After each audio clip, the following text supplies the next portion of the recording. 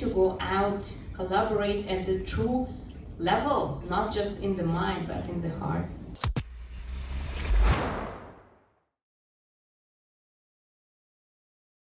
The mobilization of innovators, entrepreneurs, and people who dare to dream that they can change the world. The last phrase I'd like to keep in I'd like all of you to keep in mind is impact, but at scale. It's not enough in this current day and age to create impact that is local within a region or a small city. It needs to transcend boundaries, right? Now, to set the context a little bit, I just want to give you a bit of data. Firstly, all of you are aware, just let's go back in time, a couple of months, the Ukraine war. With the incidence of the Ukraine war, food and cost of living was amplified. Prices of food and grains and availability of resources became shorter, and that amplified a global upsurge in prices. That further led to the increase in the cost of living across the world. After the pandemic, you had economies opening up, carbon emissions going up, and that further led to an accelerated climate change. Now, the World Economic Forum and other experts couldn't find a single word amongst the world's greatest dictionaries to try and define this. And they coined a word called polycrisis. And ladies and gentlemen, we are in a polycrisis world today. What is a polycrisis, you may ask? It is where the amplified outcome of events is greater than the sum of the outcome of individual events. What I mean by that is when we try to solve problems as innovators today, let's say you want to solve something in education, it's not enough to focus only on educational outcomes. You need to factor in climate change with it. If you want to solve issues within reforestation or deforestation, you need to be looking at health outcomes along with it. So you can't basically solve one problem on its own. Issues are piling on each other. So this is what we need to try and see. There is no silver bullet that we have to solve this, and that's what we want to try and uncover as well. We need to go out, collaborate at the true level, not just in the mind, but in the heart. Oh, I love that statement. We need to collaborate not just in the mind, but in the heart. And on that note, just a personal comment. I mean, we've been participating in talks above, and several of you might be wondering, why are we down here? Why are we dressed weird? Why are we not in suits and three pieces, ties and things like those? Yeah, and our founder gave me a very interesting analogy on this, right? So think of us as the underdogs in this conversation. Right? We're the new kids on the block, but we know how to get things in action. There's been an overwhelming, resounding call to action across the world. Enough of policy discussions, enough of not being able to bring true impact. And that's what these three organizations on stage today have been actually exemplifying, of how do you not just listen to your mind and collaborate in your mind, but work with your heart as well, so that your heart is in the right place. Of SME, we give away into the billions of the government fund. And we have to be very careful how to give the fund. A very, very, very, critical moment how to decide who to give to. So I can give you an example. The government came to us and said, look, you have to support SME during COVID-19. I said, yeah, that's easy. First in, first serve. Whatever money you have, divide equally to the amount of money that people applied, and job's done, right? First in, first serve. But then in the question was the potential SME only, right? That make a lot different. So then, public money is one of the things where no one owns it, but everybody has an opinion about it. This is the most difficult working with public money. So how did we do this? COVID was there, we cannot go and meet people, so we opened an application online. People applied in and we do the filtering. With the limited number of people on our team, we went through a machine, because I was from a background in computer science, so I ran through the machine, started to do filtering and cross-correlate the data, and okay, now out of these hundreds of applicants, reduce to under 100. And then we have to say, how do we evaluate the company so that it's fair? then we thought it's going to be very difficult because nobody knows how to give the money, especially free money, right? This is grant, it's not loan, it's not anything. So then we thought of a panel like this, but we have to decide, one is an investor, one is a banker who can give loans, one is an entrepreneur teacher from well-known university that we recognize, one is a successful business person to be people on the panelists. Then if even the SME or startup did not get that grant, they have a network built to investor, they have a network built to the bank, they can get loan later, they have the knowledge how to build their business if they didn't do it the right way, and they have a business network where this business person will go and talk to them later how to connect together. So we thought of, if it's failed, at least they get all this support from the judges. It's not just come in and present your business and you go home and you didn't get anything back. Then, this is the program under our control, so we know what to do. The program that's not under our control, we don't know what to do, but we have to raise the awareness. So we talk about how to make sure the money goes to the right place. Good intention, but devastating effects. It's unfair. I had to give a story because Sveta gave a story, so I could try to give a story as well. So we at some point we were invited to look at how to filter some startup, how they can get money from other partners. I look at this startup. I didn't feel like, why are they asking for money? They know exactly what to do. They know. They have financial projections, everything. It doesn't make sense why they come up here and ask for money. So my last question to the founders, why are you here? You sound like a business shouldn't be here. And he said, my business was, I'm teaching locals ancient instrument for fees, and I sell the instrument. That's my business. We did well, we made money, but then a year later, there's another business supported by some sort of grant, do exactly the same thing on the same street, but for free. Now, he is driven out of business because the money wasn't well spent. The money was given to an actor that destroyed the ecosystem rather than actually build the system. So the people will think, hey, I used to get this for free, now why I'm paying? So that business is wiped out. So there's no more teaching and selling instrument in this particular part of the city. People just get used to the free, so they don't do it. So back to the question, if we are in control, we know what to do, then we make sure the money is well spent because we have our knowledge how to give the money, how to give grant to start up an SME that have potentials. But if the money given to those who doesn't know what to do, of course it's a KPI to support an SME, right? That's what most of the money that attached with grant. But then, once the money is spent, the business is destroyed, the ecosystem is also destroyed. So this is why I think it's important to know how to spend the money and who you want to work with to make sure that money go a long way. Absolutely. Like you said, it's almost like having a medicine cabinet at home stocked up with medicines. And anybody who comes to you asking for ailment medication, you just randomly give out without being a doctor. Sometimes it works. Sometimes you have a dead body on your doorstep, right? It's the same thing. A collaborative agency, a philanthropic agency coming in with the money often comes from a very good place that we want to support. Maybe it's wealth guilt that also fuels it, but you don't know where that comes from. But hopefully with the intent that it creates an impact. But as Dr. Munin said, it's important to work with agencies that have the local knowledge. And on that context of local knowledge, especially both to Sveta and Monica as well, because you've been working with a lot of entrepreneurs on the ground, and Monica, you have that insight on the ground as well.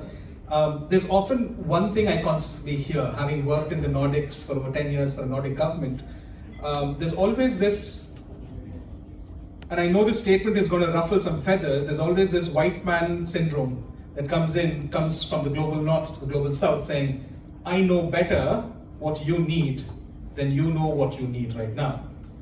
And that's the reflection of many, many initiatives that are run in the global south today, right?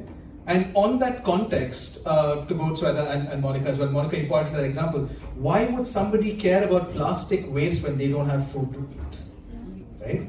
You have now a society in Asia that is coming into wealth. So how can, and I'm not pointing fingers, but how can the global north, driving Range Rovers and diesel guzzling machines, point fingers and saying, oh, Asian families should be cycling and not own a car when they have never owned a car, right? So how do you deal with that dynamic of social entrepreneurship that enables people to access luxuries that they never have, but in the context of climate change? So how do you, as a foundation, go to foundation kind of try and solve this? How do you, when you look at impact investing, you also kind of look at this? Maybe share a thought, maybe we don't have a solution, but it'll be interesting to get your perspectives on this. Okay, sure.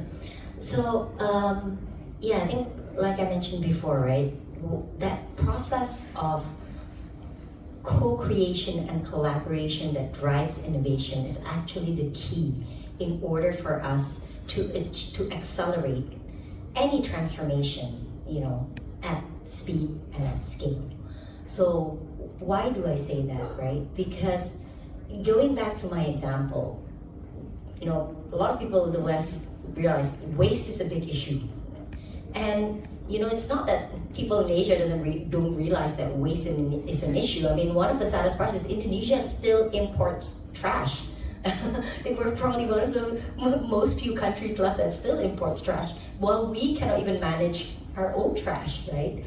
But to that point, these people live in such condition that, you know, how can we make them care about trash?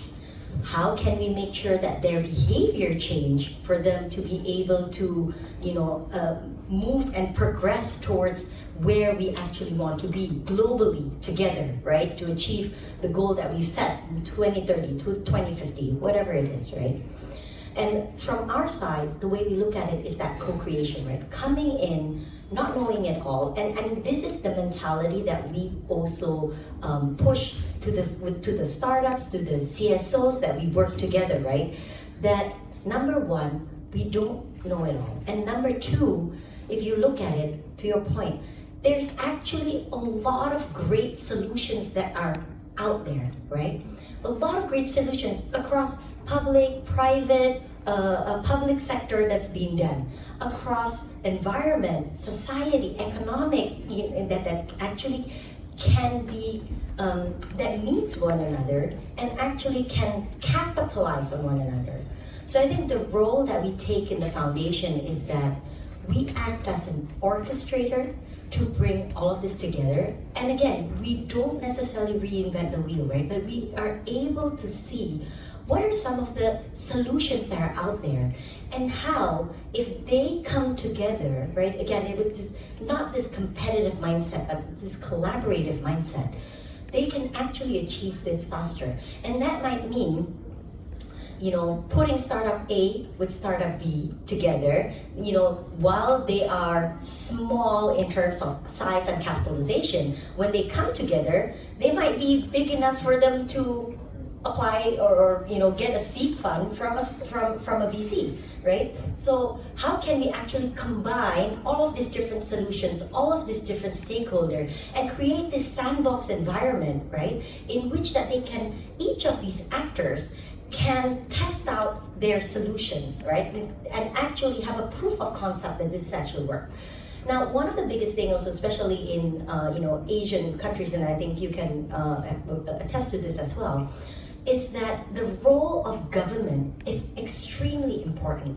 And if you're a small player, if you're an SME, if you are, you know, a local CSO on the ground, you don't necessarily have access to government. You don't have access to technology. You don't have access to capital, right? So as an orchestrator, you act and open up these doors and put these components together. Now, the way we look at it, right? We pilot this, we create the initial spark, so to speak. And the idea is for us, once these things sparks, right, it creates this spider web effect in which that when people think of scale, especially people, people are so accustomed, in developed countries, they're so accustomed when they're thinking of scale. Is this one massive initiative that you implement and it works, right? Because you have infrastructure that works, you have a system that works, and so everything, everybody adopts it and it works beautifully. But for us, at the foundation, we define scale in a very different manner. We look at scale as multiplication. We look at scale as multiplication with customized efforts, but with the same thinking methodology that can actually create spiderweb. And it would be so beautiful, right? At the end, if each of these places can learn from one another. It might be solving environmental issues. It might be solving educational issues. But to your point, each of these are interconnected between economic, environment, as well as societal. And it is our job to be able also to highlight the importance of when startup designs a solution, when impact investors come in, not only to solely focus and look at that utilizing that single lens, right? But actually looking at it and encompassing all of these perspectives to ensure that the solution that is implemented is actually sustainable for the longer run. Absolutely. And just an additional question to you on that same point. When you work with impact investors, Sveta, how do you what's your call to action to bring them together, right? How do you empower them and show them that, yes, investing in sustainability and the needs of people who don't have much, that is important to create a change. But please, just want to add that additional question to you. Yeah, thank you. But first I want to say great input, Monica, from your side. And when thinking about why this saying, what you said, we are pointing out, oh, you should not do that, you should do that, you should not use coal power, when we are still doing it also in Europe here, I think the roots are lying quite deep, also in hypocrisy, selfishness, greed. It's all still present in impact investing, industry and philanthropy as well. It's not only financial sector and pure bankers who have that. No, we are facing that also in impact investing and philanthropic sector. And some of the philanthropic organizations, they're very comfortable with emissions, so they're not looking at the bigger picture in the world. Or if you look at some providers who also help in fundraising, they charge more than banks for fundraising, 5 to 10%, depending on the country, and it's huge amount of money. I'm sorry, it's supposed to go to the good purpose and not for your benefit, right? So there are a lot of issues like that out there. So that's why this fly loves me today. I love you too. I love the animals, but please let me speak. And I think that this is why the big bang of impact is still not happening. That's why we cannot yet unite the ecosystem, because we can create impact here and there by our own, but if you really want a paradigm shift, you want systemic change, well, again, we need to collaborate on the other level, and realize the interconnectedness, and let our fears go, because this is the strongest emotion of a human being, fear. I'm afraid if I share with you my network, if I share with you that, oh, maybe you will do it all instead of me and I will be left on the side, right? But we need to let go of that, otherwise it will not happen, right? Okay, what was the second question? No, it's also about, I think you partially answered that, right? In terms of helping in impact investors to see light, and that's very important to support the real innovators out there. And I can see that same, so please go ahead. Yeah, I can add following things. If going to very practical impact investing connection with entrepreneurs, so usually what they want to see is also very simple and logical. The first thing they want, that a company has an underlying mission, that they integrate sustainable development goals into their business models. They want to see that the company is measuring impact, because investors want to create positive impact, so they want to see, okay, what kind of impact are you guys creating? You do create impact, either you measure it or not. any investment, any business creates impact, right? So measuring impact is crucial because you can't manage what you can't measure. You can transform negative impact only if you know what is it, what is our impact. Then the next important point is that the company should be operational.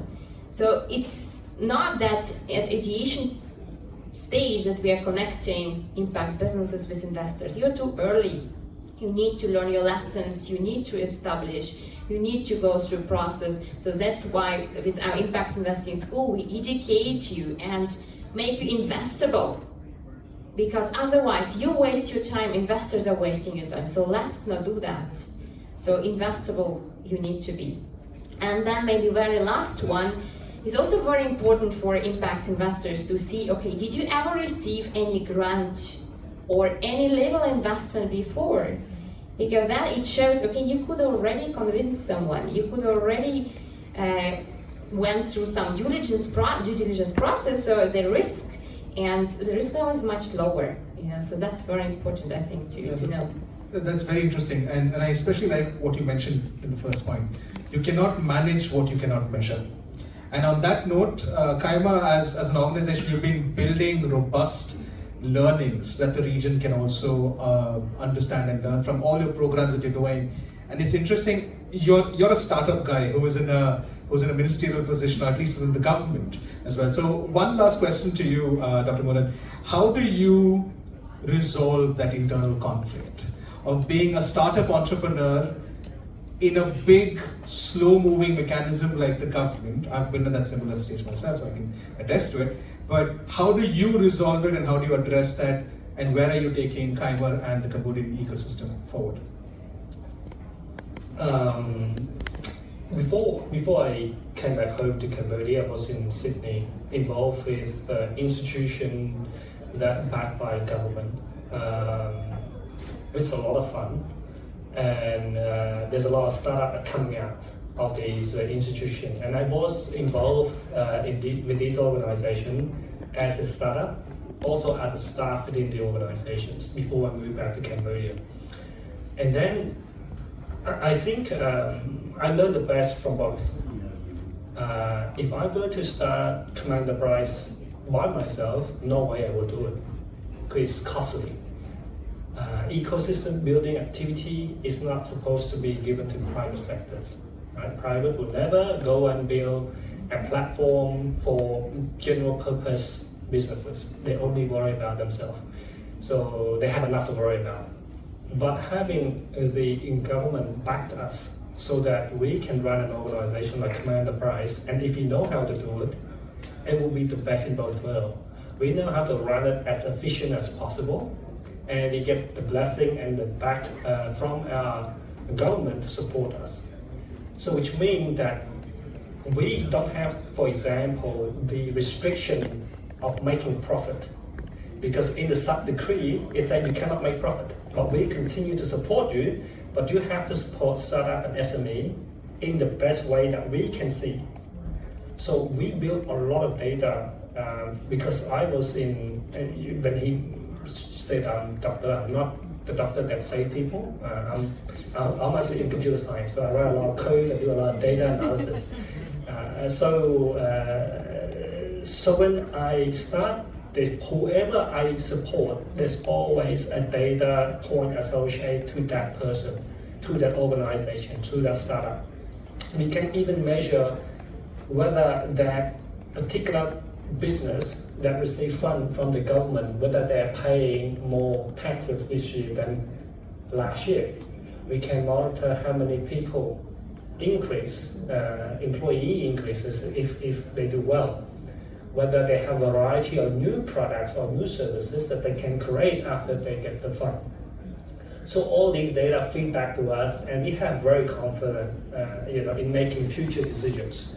Because it tells us that what kind of company we should support, what kind of program we should run, because they all have different attributes. But if we aim for a particular attributes that we want to actually zoom in and say, improve that particular one, then we use this particular program. We don't use one program and hope that it fit all. So I'm willing to share some of these data. I think I share to Seedstars staff. It's a passion of mine, and we know exactly, how many company, how many startup we support, how they're doing, where they've been through, what training they have gone through, how much grant they receive from us or our partners. So then we don't have to, double support the same startup or SME because they're in different programs, for example. So there's a lot of things like this that make us very efficient and confident in how we run our programs. Absolutely, and I think that's a really good way to kind of. We're running close to time. We have to take questions. I can see very angry, glaring eyes looking at me. But what I'm hearing, and I see that across all your organizations, you cannot manage what you cannot track. Co-creation, co-innovation, and collaboration is very, very important. And I think at this stage, I would even change the topic by adding one more phrase there of the role of government in this, because it's quite clear. The government can play the not-for-profit angle on this. Foundations may or may not be driven by profit ventures, but it's good to see examples like go to making change in your communities. It's great to see examples of Khmer that is working within the governmental sphere and driving innovation on the ecosystem, and great to see examples like impact investing, which is emphasizing the need to bring impact investors together and also track and manage and invest in the right kind of ideas. So that being said, I would like to open the floor up to questions. Please feel free to raise your hands if there are any questions. Yes, we have one. Hello, thank you so much. I want to dig a little bit deeper into the idea of government. I think we're talking about startup engagement, collaborative philanthropy, and Dr. Munin, hearing a bit about Khmer enterprise. I understand that kind of governmental role. I'd like to open up more to Monica and Sveta. How do you see impact investment and sort of private foundations, essentially? How are they working with governments? Is the government open in these places to work with you? Is that a challenge or a barrier? I'd love to hear a bit more of that angle from you two. Absolutely. So the government is very important, and we supported many governments, actually also in Netherlands, with creating ecosystem. Also here in Switzerland, we are working with different actors, the Swiss government, to help them to create policies which would be supportive for impact investing industry.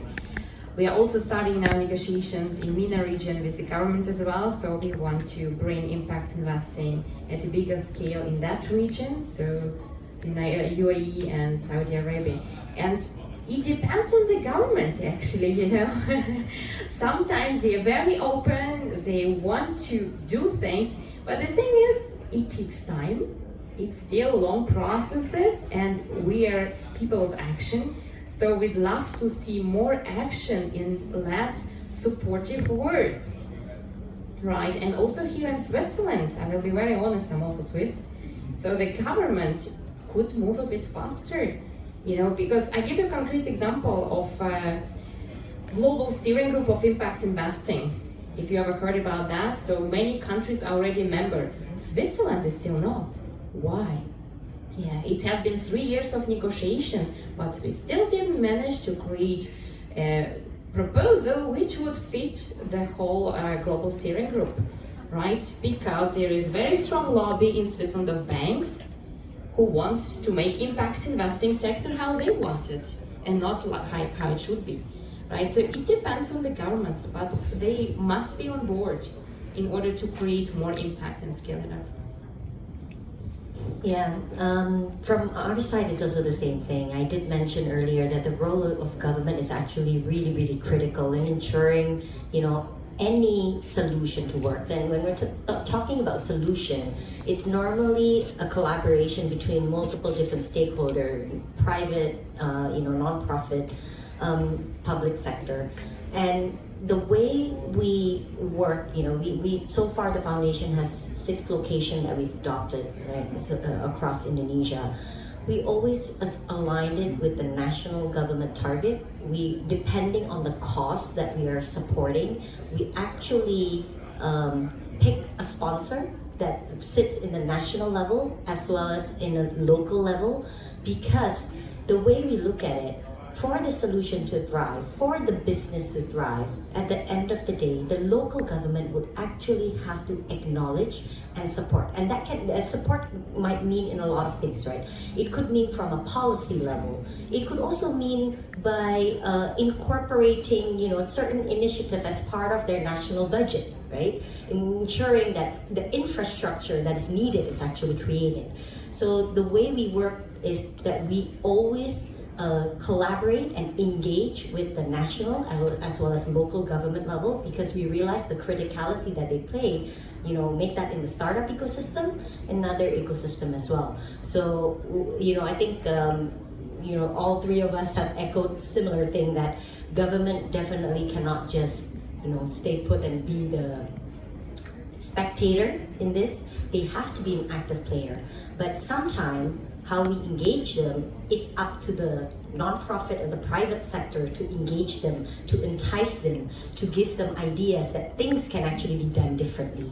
And so I think that is our role here, all of us sitting with different hats, right? How can we be an agent of change as well for the government sector to try to look at things differently? Absolutely. Thanks so much, Monica. Are there any other questions from the audience? If not, we are over time. Yes, we have a question. Maybe a quick one. You mentioned at some point that the money should be directed towards basically the purpose, right? You said that some people would basically take some of the money. I wanted to have your point of view on sometimes head of philanthropic organizations do receive a salary, sometimes a salary of, let's say, 500K a year, and they've been criticized for that, right? Whereas you would see CEOs of large oil companies making 20 million a year, and it is a bit criticized, but a bit less, right? So I wanted to have your point of view on that, because obviously paying these high salaries also helps to attract great talents that would make a big difference. And sometimes in philanthropic world, you focus more on that versus on the outcome. So I wanted to have your point of view on this. So who is the question directed to? Actually, I can hear a lot of clap come in, which the audience definitely understands the question and resonates with. So who's the question directed to? Who wants to take it? I can start. So, there are two sides of the coin. On one side, when I started in impact investing space, everyone was thinking that, okay, you're working in impact investing, so it's okay if you earn low salary, you are like, you can work on your passion, but why, you create impact, why you cannot have at least the same salary as in the industry? So, but on the other hand, I do not agree that it should be also overpaid. Absolutely not. It should be balanced, and 500K is really a lot, What you're mentioning, it's I would say it's overpriced, kind of, because we need to be maybe a bit more humble also and see, okay, ourselves, how much do we usually actually need? How much do you need? You don't need so much money. Even living in Switzerland, you can still live on much lower salaries very happily. Isn't it? I mean, it doesn't make you more happy having 500,000 or 200,000 per year, or even 100,000 per year? I mean, I think the happiness is somewhere else, right? So it's ethical question, and it should be answered also, I think, by everyone, So, but again, I would not agree that it should be underpaid because just your impact of philanthropic organizations. That shouldn't be the case as well. I'd like to hear both of you pitching on this also.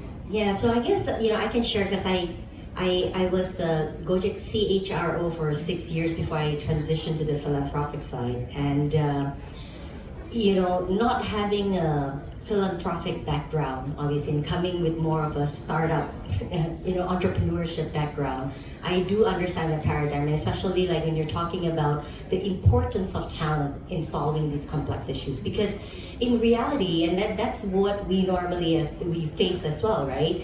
You want to solve these global complex issues, which are more complex than, I'm not saying that business issues are not complex, but when you're thinking about it, this is a wicked issue that is interconnected, right? So you need the best mind to come and help solve this. But the assumption of a lot of people is that because these best minds are passionate about it, they should work for free, right? That there is no cost that's associated with building social enterprises. There's no cost that is associated with trying to solve these complex issues. So this goes to my mindset, right? So to your point, you have large CEO of companies that are being paid $20 million. What are they benchmarked against, right? Yeah. So for me, let's use the same thinking behind it, right? If there is, and again, right, let's not be output driven. How can we be more outcome driven and use this outcome as a benchmark and how you determine pay, right? But yeah, I agree to your point, right? What is fair? Fair might mean different things, obviously depending on where you live, depending on your standard of living, but like how we have pay indexes all over the world, we should have pay indexes in the non-profit world as well that can reflect outcome-based instead of output-based, because this is the paradigm shift that also needs to happen. Because a lot of organizations, to your point, they're more output-based. People that have mandate of like, okay, I want to support education, so I'm going to support 1,000 SMEs. But then what has the SME accomplished? It doesn't matter, right? Because as the funder, I just want to support 1,000 SMEs. That's it, period. So that mindset also has to change. So when you're looking at the entire value chain, right, from funders to the implementers, only when these are all in sync that you can actually improve the quality of pay, the quality of outcome that we want to achieve together. So not a straightforward answer, but I really would love that this conversation continues, right? And how can we help shift this mindset across, make that from the philanthropic organization all the way to the implementer, so everybody can actually have better quality living, including the beneficiary. Thank you, Monica. Dr. Munin, do you want to chime in? Yeah, I will put it this way: as a full-time job, right, and the pay is never good, so it has to be at least the same as the market to attract good people. But as I mentioned, we started as a bootstrap organization, so we have a lot of things to go through, and we learn a lot. And the things that I want to make sure that the topic on salary is as important as on the topic of growth. What we want to do, it's not how much a person gets paid. Start from the beginning, the organization should have benchmark on how much is HR versus how much a total budget you have to perform. Set that aside, and then let the CEO decide the level of staff, the C level, the management level, the lead level, the senior, what we call the general staff level, the intern level, how much they should get paid. And then they will design how many people for each category to support that organization. And then if the CEO is really good, he will manage to make sure there's a balance between performance as an organization and how much he should spend on HR, because this is very important. And if you achieve all your milestones, of course, then you can increase the percentage of HR in the actual total budget. If you can increase that, and everybody else is happy, right? So that's why it's always have to benchmark into the total budget. It's not an individual salary. So I want to make sure that when we talk about salary of CEO, salary of staff, salary of management, we are talking about the organization salary, not an individual, so that we can focus us as a group. Thank you so much, Dr. Munin. With that, I'm sorry we can't take any more questions. But interesting, what that leaves me is with the idea that it's profit with purpose that we also have to think in this world, right? There's nothing wrong with profit. It's been an overabused word. It's been villainized, and that's what we at Seedstars are also looking at when we look at our investment. The startups and entrepreneurs we want to support. It's profit and purpose, and that's the zebras we're looking at, not just the unicorns. And a shameless plug into an auctionable painting that you have at the entrance of a zebra, so feel free to give money.